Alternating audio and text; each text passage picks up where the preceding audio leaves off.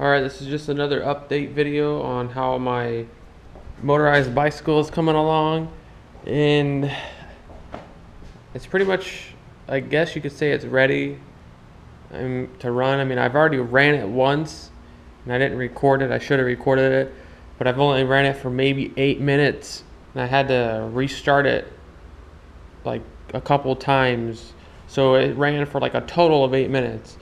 And the reason I had to keep restarting is because I'd have to hold the clutch in, because when I would have the clutch in and this button down to hold the clutch disengaged, it was still slipping a little. The clutch was still trying to grab, and if the bike was sitting on the ground, the tire, grabbing, it would stall the engine out.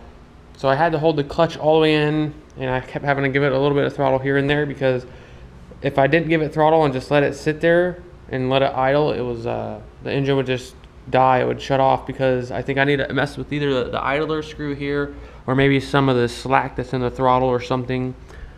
But I mean, it started right up. The first 2 times that I dumped the clutch to start it, it didn't start because it had to cycle maybe some fuel into the carburetor or whatever.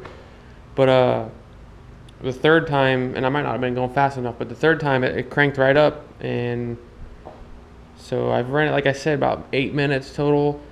Over here you can see a couple of bolts. These are a couple of bolts that came with the kit, and they're like the threads are stripping, and I broke this bolt in half. The bolt I broke in half came off back here. You can see I put that for now. I might have to Loctite that because it might come loose. But I was trying to tighten these down on certain ones to straighten the rear sprocket, and as you saw, I broke that bolt in half. And then the other 2 that are like stripping were the ones out of here, out of the chain tensioner. And if you saw my last video, I tried to do a spring-loaded chain I can't even talk. A spring-loaded chain tensioner using, where is it at? Using that right there.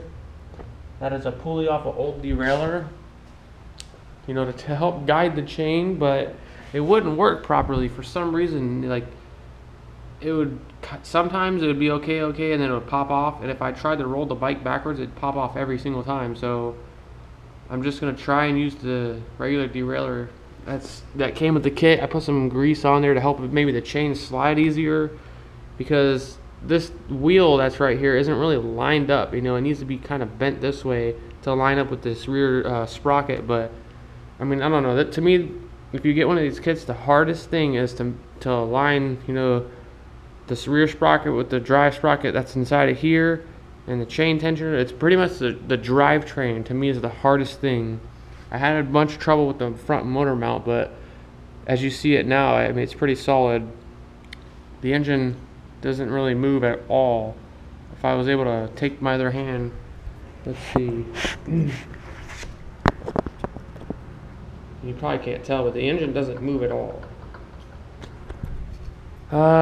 That's pretty much it for right now. That's basically, this is just a quick update, I guess. I mean, as I said, I have only ran it for maybe a total of 8 minutes, and I need to run it some more without riding it, without putting too much load on the engine, to kind of help break it in a little, and then I can, maybe test ride it and see how this chain stays on or not. So until then, thanks for watching, and I'll see you guys in the next one.